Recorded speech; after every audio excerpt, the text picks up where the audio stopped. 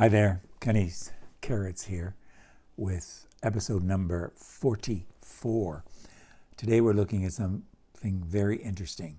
It's the whole issue of what kind of body did Jesus, the Word, become, as we read in John chapter 1, verse 14. You know, over the years, there's been a lot of discussion, concern, debate about whether it was a body like ours or some other kind of supernatural body when he entered this earth as a little baby in the manger. And if you're keeping track of time, we're into a few days after Christmas right now, and you know that we've been celebrating the birth of Christ in a manger. But what kind of body did Jesus take on when he was born of the Virgin Mary?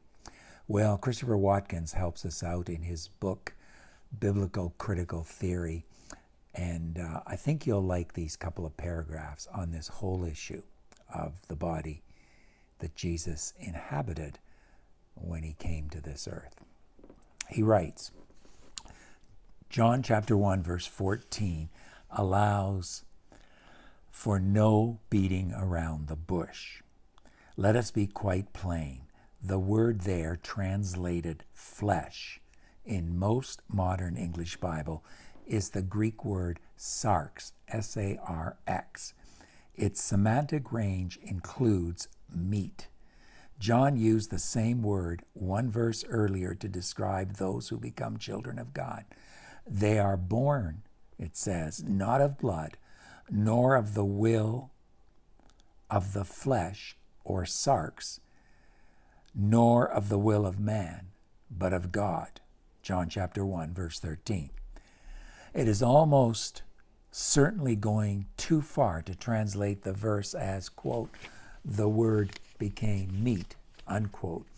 But such a provocative rendering does make the point that the word sarx can be used for both human and animal flesh.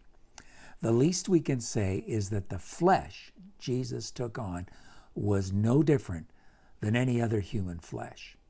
He did not become a ghost. He became a human being with a body like yours and mine. One could not have told, merely from examining his bodily tissue under a microscope, that there was anything different about this man. His heart was like your heart, his lungs like your lung, his brain like your brain. No doubt he caught colds, went through teething and growing pains, got dirt under his fingernails, sweated in hot weather, and was equally subject to all the other stresses and strains of embodied individuals, strains of which we are ever more frequently reminded as we get older. And that's the end of the quote from Christopher Watkin.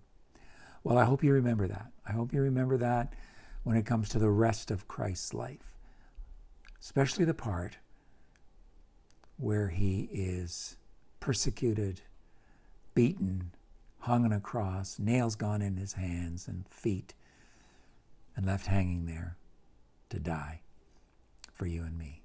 It was a body just like yours, just like mine. Hey, listen, I'm Ken Godevanis, and if you like this kind of information that I'm sharing with you, please indicate so on the very YouTube page you're watching this from. And also please subscribe to our YouTube channel, Digging for Scriptural Gems.